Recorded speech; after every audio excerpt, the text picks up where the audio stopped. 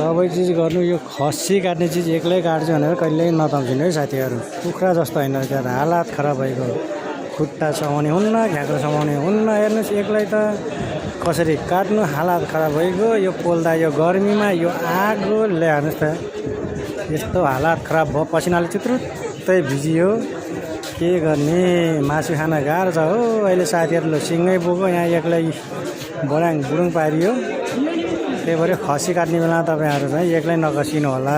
केही नभने 4 जना मान्छे तयार भएर पुरा चाहिँ काट्नु होला। गर्मीमा यसरी आगा छेउमा डढेर सत्यानासै भइयो। अब आइन्दा एक्लै खसी काटिन्न। ल्याउनुहोस् अब यो 10 किलोको पाठो एक्लै काटेर कता खानु कता राख्नु कता लैजानु। ल साथीहरू यस्तो छ आफ्नो त पारा। राति 10 बजिसक्यो 7 बजे सुरु गरेको 10 बजिसक्यो। अझै कति बज्ने खाँदा खाँदा 12 बज्छ। यस्तो छ जिन्दगी गाउँको।